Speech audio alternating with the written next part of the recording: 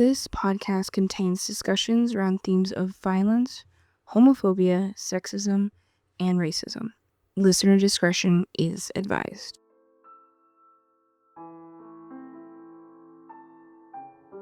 When it comes to monstrosity, most people's initial reaction is to turn away from it. They'll shun it or actively fight against it. In other words, their goal is to repel it from invading their space in any way possible.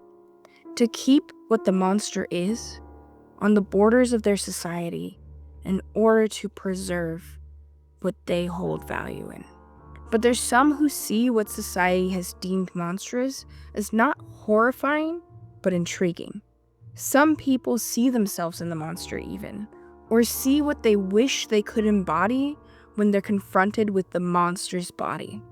The vampire is a figure in folklore that has shifted drastically over the years.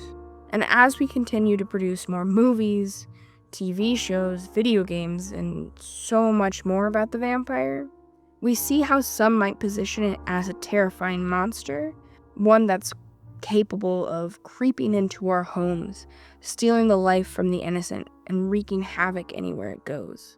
But we also see how some might position it as interesting, fascinating, even tempting.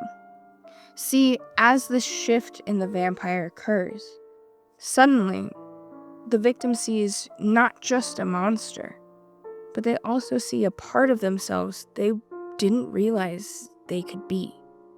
A part of themselves that might be monstrous to the world they live in, but is freeing for them to embrace. We see the monster, the vampire, and we either see one of two things: desire or fright. Or, to be more accurate, most of us see both at the same time. You're listening to Beyond the Folklore, and today joining me again is my good friend Alex Koch to talk about the vampire in folklore, literature, media, and all things in between. So let's dive into a discussion on why the vampire can both be an intriguing figure as well as a frightening one.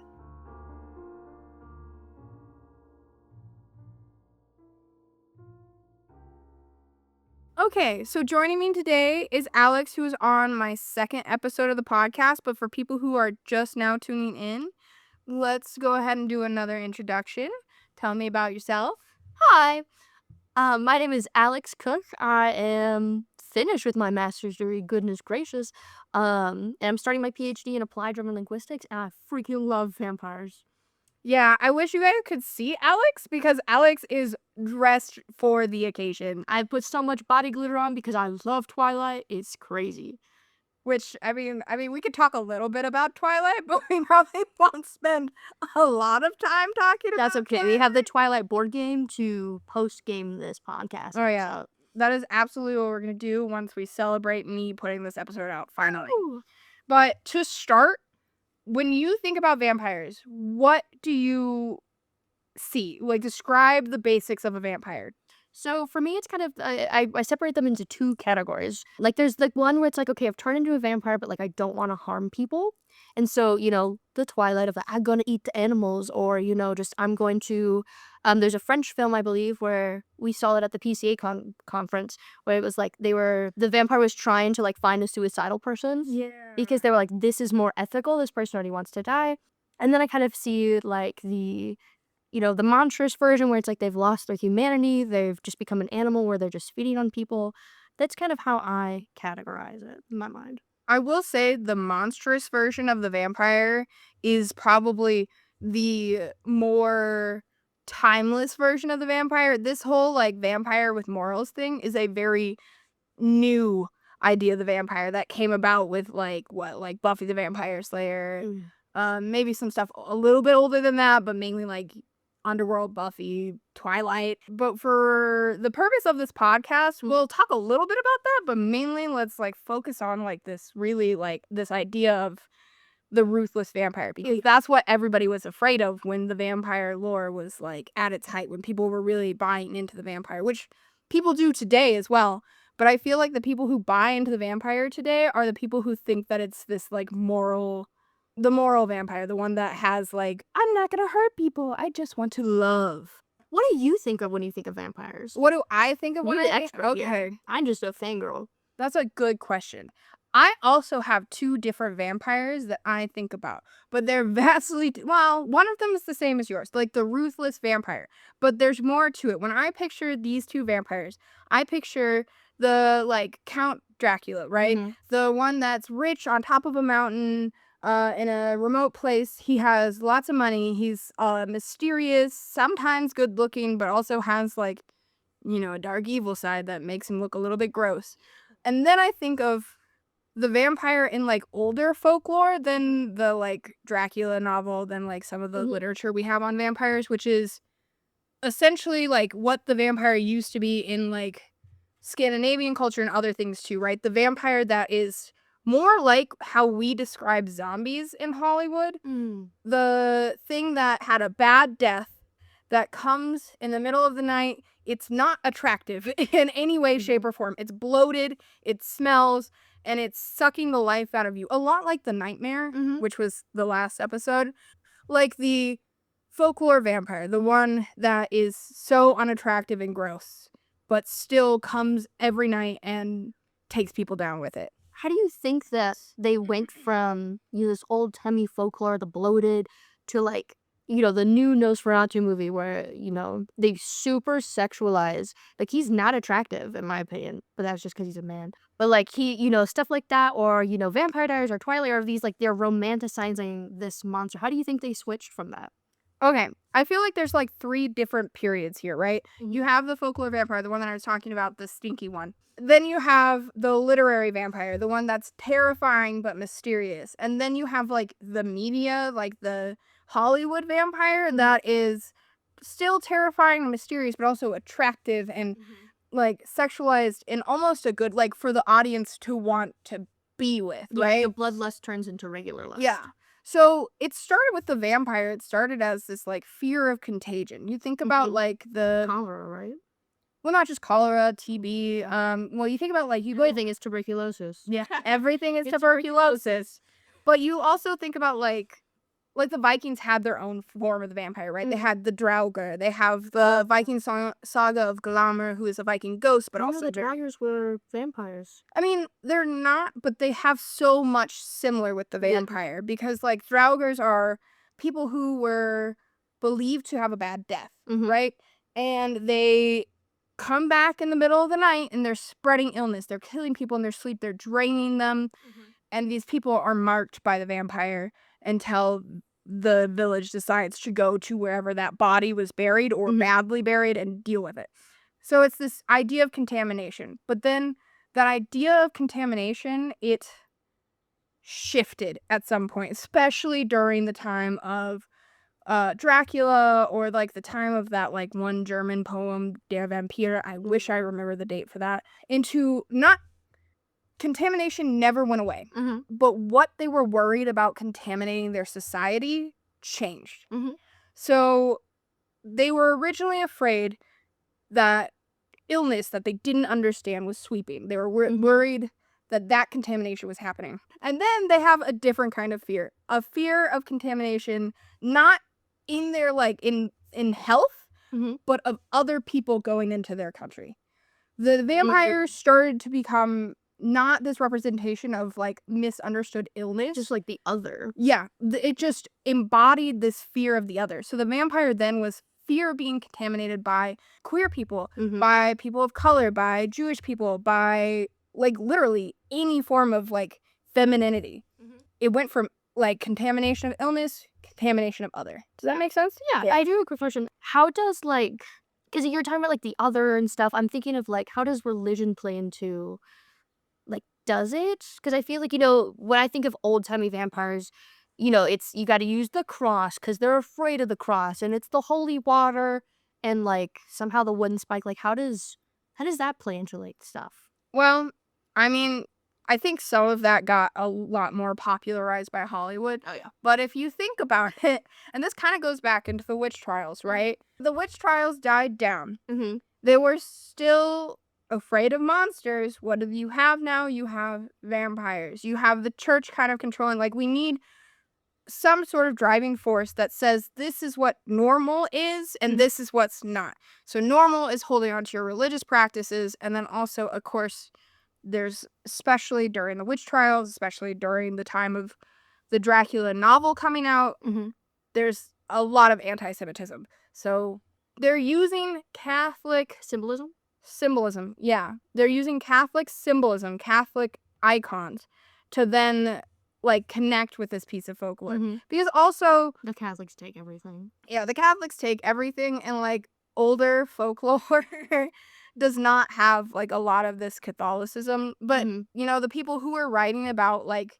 the folklore, like the earlier writings of the folkloric vampire, were people in the Catholic Church saying, "Oh my God, I met this guy and he died, but then he came back." And then they're connecting it with like possession and demons and all that good stuff.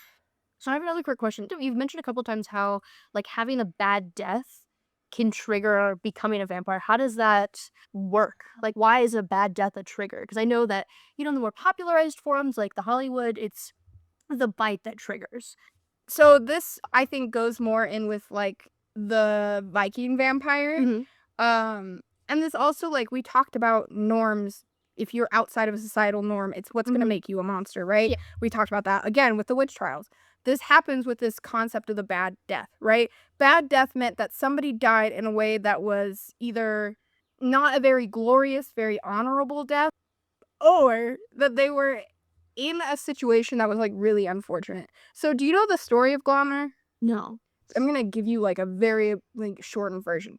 But it's in a Viking saga. He's known as like a Viking ghost, but he's a Draugr and also a vampire. He's this man Glommer. On Christmas Eve, everybody in the village is in Christmas mass, right?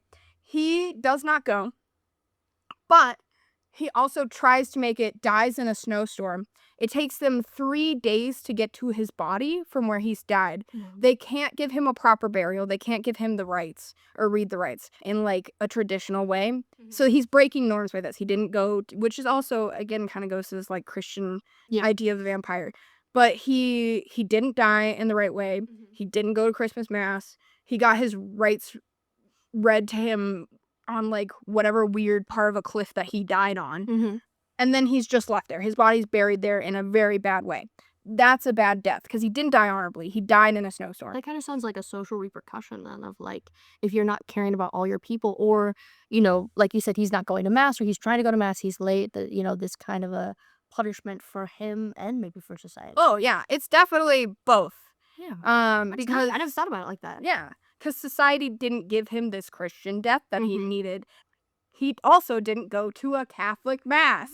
And then what happens, well, he comes back as a Draugr. Anybody who had his property for a while are getting killed by him, right? And on top of that, nobody's gone to his property any longer, so he's gone out into the village, and this is where this contamination idea comes in. And he's started terrorizing people, keeping them awake at night. When they do sleep, they feel like there's pressure on their chest, probably some sort of illness, and they're drained, or some are dying, right? So that's kind of the rundown of like where this idea of bad death is. Because he wasn't buried right, because he also didn't follow a norm, he came back a monster. Yeah, okay, yeah. And then other vampires, it's not just him. There are so many different examples of people who, like, let's say they died from an illness rather than in battle, or they got stabbed in the back, or they were just buried wrong. Like, you could be a Draugr or a vampire just because you got buried like feet down, like, you know, like vertical. So there's the idea of contamination involved with vampirism in all forms. But you also talked about how, like, at the beginning, it was like you had a bad death, you're outside of the norm. How did that, like the bad death triggering a vampire, switch to, okay, I'm a vampire and now I'm biting you. I'm inserting my things into your flesh and now you are one of me. Like, how did that switch take? And what do you think that meant for, like, the cultural understanding of a vampire? The shift between like a vampire being more like the nightmare, where it sits on your chest and it drains you of energy, to a vampire like an active one, more active. No, I think active is a good way to describe it, like actively attacking you. Yeah. Where it's like the vampire of earlier narratives was not so active as it happened in your sleep. You woke up and you think that something happened a lot, again, like the nightmare from the last episode, to it's actively attacking you.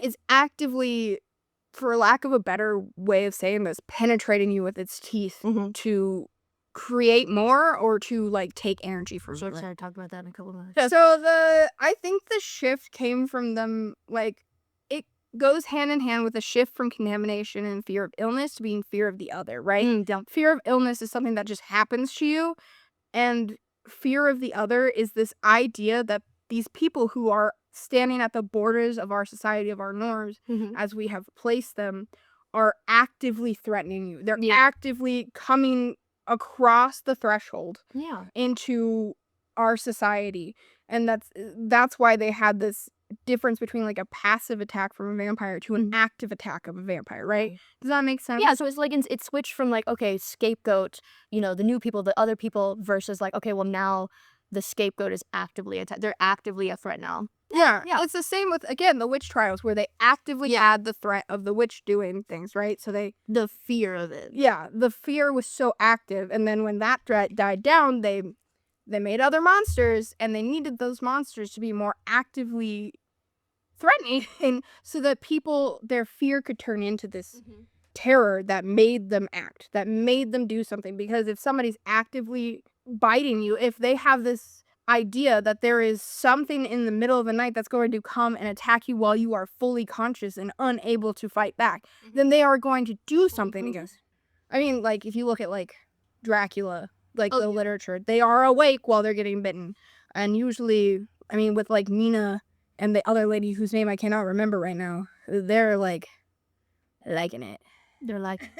They are liking it.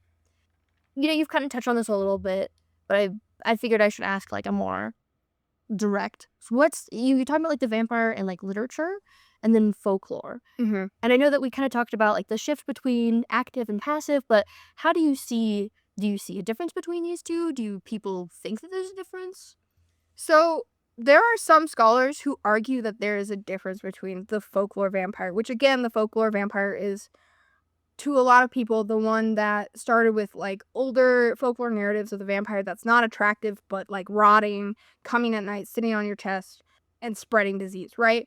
And then the literary vampire being the dark and mysterious, bites you, more actively aggressive form of the monster, right? I don't think there is a difference. I think that people saying there's a difference don't see that they both bleed into each other. Oh, yeah. Right? We don't have the literary vampire out of nowhere. We have it from the folkloric vampire. Absolutely. That's where everything came from. Yeah, exactly. And it's just that, as with any type of folklore, when different things are more prominent in society, things about that narrative are going to change. So during the time that Dracula was written, during the time where the literary vampire was more popular, that is when people started saying these narratives with their anti-Semitism, with their racism, with their homophobia, with their sexism. They specified the other. And Yeah. So but it's still at the heart of it. Again, like I was saying earlier, there's contamination. And then societal contamination and personal as well. Yeah, cool. But then you also can't just say that, it went from the folklore vampire to the literary vampire where people don't actually believe in it, because we still have legends today of vampires in society. I mean, you and I, we just went to New Orleans. Yeah, no, everybody's there's still vampires in New Orleans. I know that, goodness gracious, the people who live in the UK,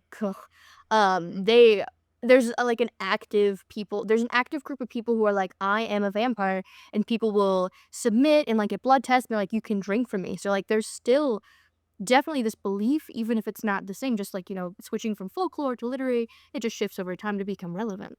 And these people who are still telling these stories are also taking parts that sort of got their fame from literature, and they're putting it into the folklore. So it's kind of this endless cycle of folklore feeding into the literary vampire, feeding into the folklore vampire, and so on and so forth. Yeah.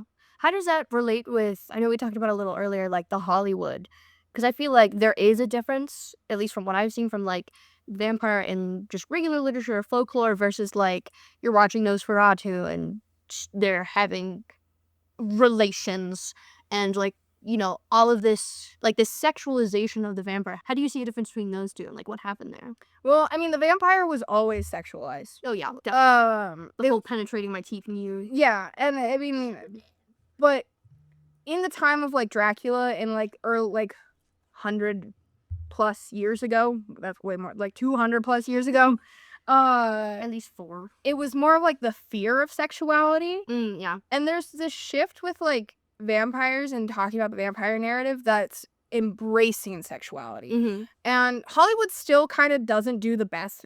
Like, it's still shaming it a little bit, but then the audience themselves are what's taking those parts of Hollywood and embracing them. It's like a super fetishized version of like, this is a vampire. Like, a human should be having sex with a vampire. That's crazy. That's crazy. And it's like, what does that vampire stand for? Why is it weird between these two? Yeah. Well, I mean, because like the vampire is also like, the body of the vampire is so queer. It's just so queer. And then today we still have people trying to like shun queerness. But then again, like audience interaction, right? Instead of being so afraid of the vampire, like the people who originally read the Dracula novel, Mhm. we're like, we want to embrace our sexuality. We're trying, like, that's why it's positioned so differently. That's why we have vampire romances, because we're Embracing the queerness of the vampire. reclaiming it, right? We're reclaiming this otherness. People are still trying to like put other on the outside and make other the monster. But the thing is, these audiences today, and not all of it, there are still bad representations of vampires. There are still a vampire that's written very clearly to not attract an audience in that way. Mm-hmm.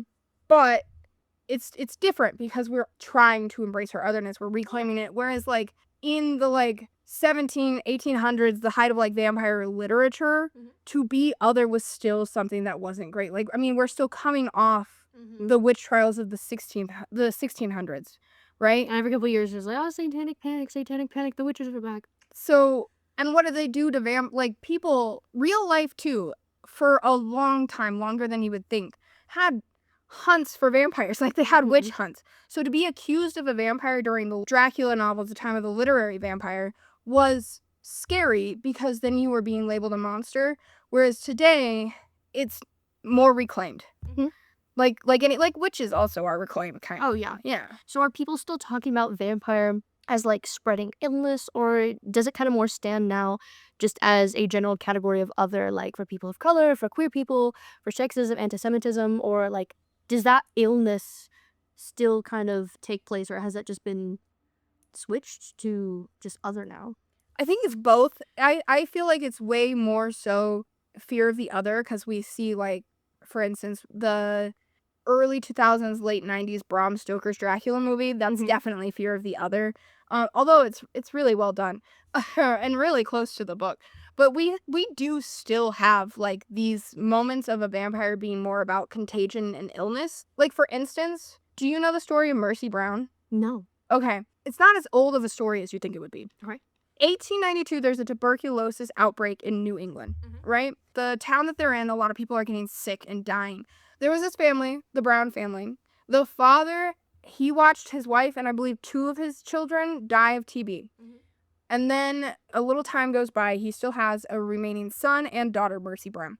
Mercy Brown gets sick. She's buried. His last son gets sick. The town is also losing so many people to this contagion. They think that they understand how TB is spread. They don't.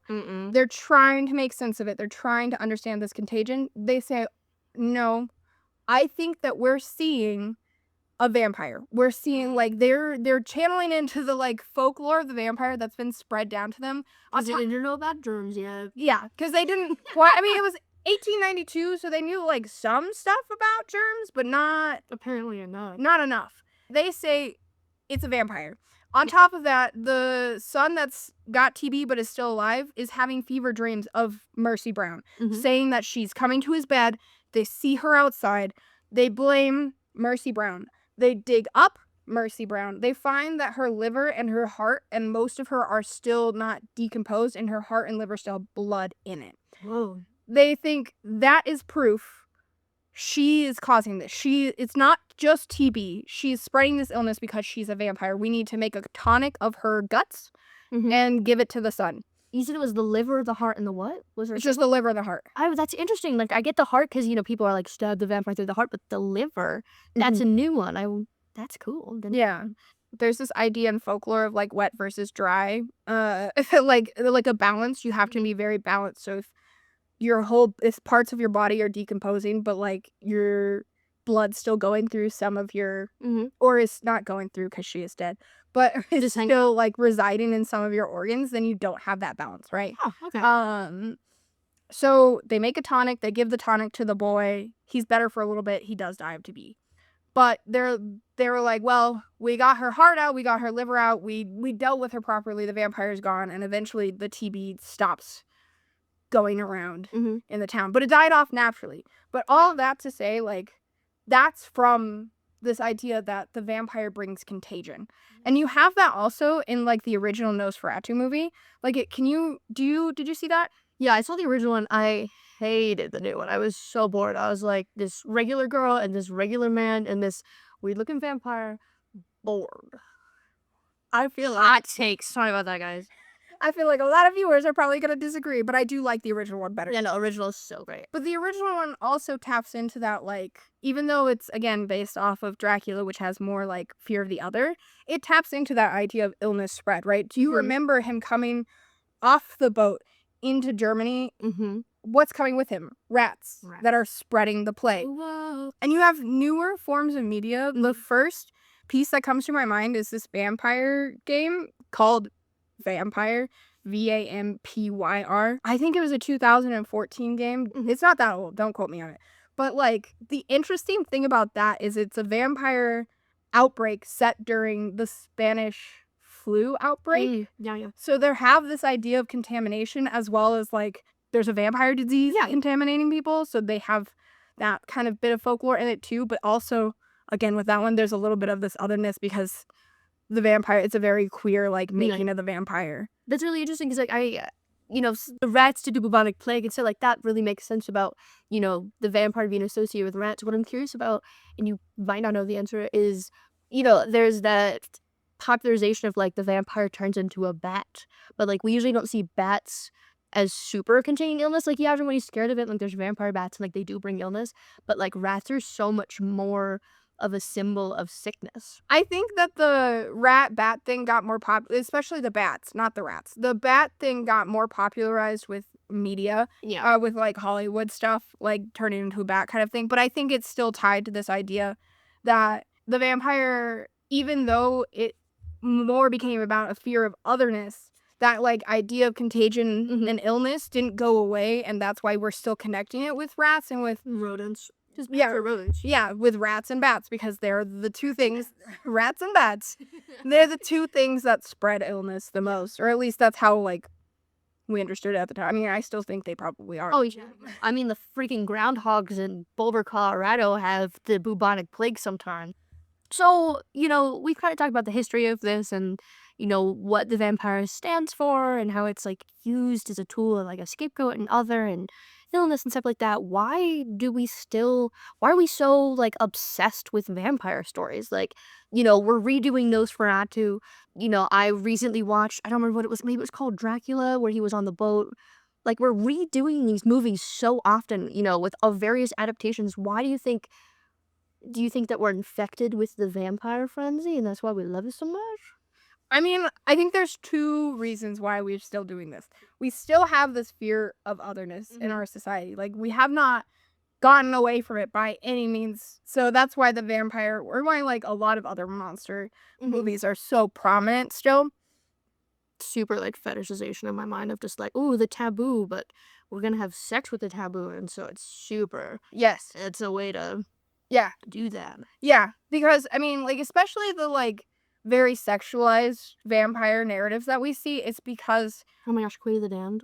Yeah, it's because we're trying to put this taboo on, like, exploring our sexuality, exploring, like, parts of our gender expression, and queerness. And queerness, like, vampirism is super in line with queerness, and that's so taboo. Yeah, exactly. I mean, like, think about it. We didn't say it too much before, but, like, to make a vampire is, like, it's a very queer act, right? Because you're penetrating, but you're also doing it in a way that doesn't require, like a man and a woman Yep. to I have reproduce. teeth, and I could put my teeth into you, and now buddies forever. Yeah, exactly. Like, it could be two female vampire, or well, a female vampire and a female, I guess, victim human to make another vampire, or a male vampire and a male victim or human to make another super vampire. queer reproduction. On top of that, it's like, especially with like female vampires, it's also this fear of femininity being Yeah, the thing power. that can, yeah, because the female vampire can reproduce Mhm. with or without a man. Yep.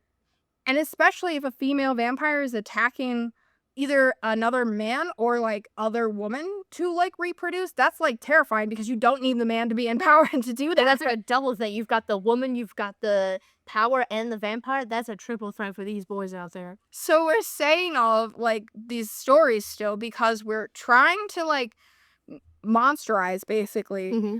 like exploring our gender expression, Mm-hmm. exploring our sexuality, exploring other forms of otherness. Mm-hmm.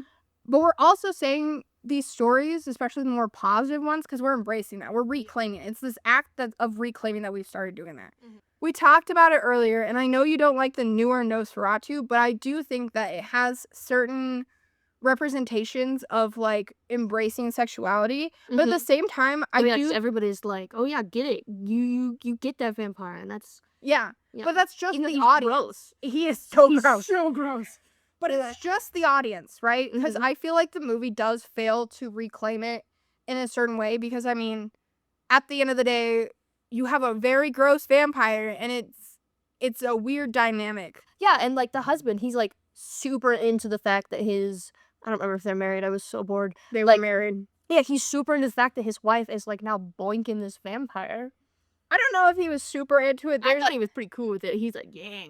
No, there was a weird competition between the two. And then I feel like they almost made this weird narrative of like Mina. Was her name Mina? I didn't. Okay. It's Mina in the book. I don't know what her name is in the new movie. The main girl Mhm. struggling with her queerness. Like either she Mhm. picks her queerness and goes with Count Orlok, or she doesn't and she picks her husband, right? Mhm. But then at the same time, they weirdly made this new movie a possession narrative. Yeah, that's what I thought was weird because I haven't seen that. Like, because I always think of like if you're gonna go the possession route, it's okay. I've infected you with this illness, and now you're being possessed by this illness. But it was like more of a. That's why I asked about the religion earlier because this adaptation was like, I felt really religious in like the possession aspect of like she's being possessed by. You said earlier that she called on like the devil or whatever. Yeah. So that was a weirdly interesting take. Yeah, I feel like a lot of Hollywood's also picking from other parts of our society that we're still really Mhm. afraid of. Like, we're gonna get into this more later, but like possession narratives, like I said, once the witch trials died down, possession narratives grew, Mm. and we're still seeing that in like other parts of folklore, other parts of like horror media, right? Because we see that with like her whole thing is she called on the devil and she was possessed, and now they have a vampire to deal with, and the Bram Stoker's Dracula movie, the one with Keanu Reeves, also had like almost this weird exorcism of one of their characters with Mhm. all the men surrounding her trying to like dispel her vampirism. So then it does have these like religious takes to it. This like need for men to surround a woman who might become a vampire and expel it. sexualized, and it's so weird. That's Yeah, so weird. They're So trying excited for that to episode. expel her like her drive to explore her sexuality For to anything that's autonomy. yeah, basically they're trying again. Spiritual lobotomy. Yeah, again, she's trying to break what society has made these boundaries for their norms, and now she needs to be dealt with. She's the monster. Even if she's not a vampire yet, just a target of the vampire, she's explored her sexuality enough that Mhm. she's monstrous. She's gonna She has to the the outside. yeah, she has the potential to become the monster they're afraid of. She's like, there's more options. It's crazy. So big circle back, but I've been kind of thinking about this in the back of my head while you've been talking. Kind of the twofoldness of becoming a vampire. Not only is the person themselves being infected by this illness, which is like the symbol of them being not Christian enough, not Catholic enough, them being queer or person of color, or just being in general other to, the societal norms. But at the same time, it's not just a personal experience. Like the vampire is now coming back and attacking the like village or the city.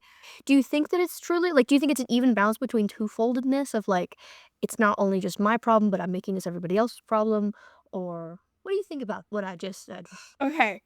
You're asking about how, like, a vampire can both be a punishment by being a vampire? Thank you. Yes, a punishment to themselves and society. Okay. I think, like, my answer would be it's all about control. And again, I Mhm. keep going back to the witch trials. But remember what the witch trials did, right? To be accused of being a witch You just was have to be a little different. really bad. Like, that was punishment, though, right? Like, you were afraid to be accused in the same way you were afraid of having a witch in your midst because it might infect others. Others might partake in some sort of witchy thing. Like, there was a man, again, who was accused of being a witch because he knew about, like, the witches' masses, and they thought that he was in on them, and so he died, right? So, it's about control.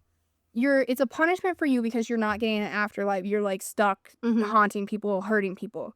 And you don't want that. You want a good afterlife. So you need to be in the norm so you can avoid that. You can avoid the bad death. You can avoid anything that might make you a monster, anything that might make you a vampire. On top of that, society needs to be afraid of you so that if there is somebody who is thought to be a vampire, if there's somebody who has these traits of otherness, they can go eradicate it, essentially. Yeah, right? they call it like an illness because it can infect other people. And if people join together, like if the witches were to join together, they're not going to let the stuff that's happening happen.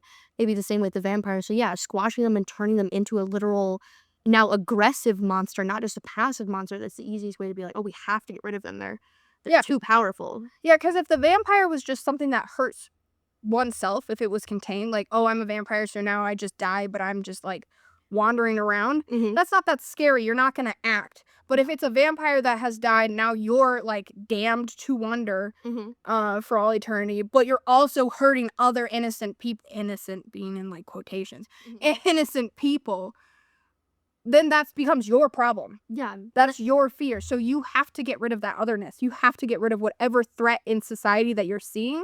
Otherwise, if it's just a contained problem, it's, like, it's that person's problem, right? You can just walk away from it. Yeah, no, that's true. I like that you said that because it just, it circles back to, the vampire standing as an other, whether it's, this category or that category. Yeah, it makes a lot of sense. Yeah.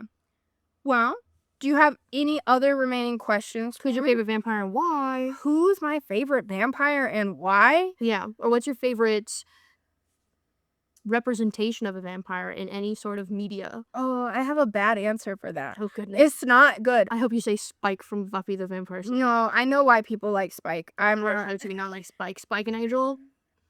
I don't like Angel. I mean, I'll pick it. Anyways, it's not good representation. My favorite vampire is Selene from Underworld because, like, when everybody liked Twilight, I loved Underworld.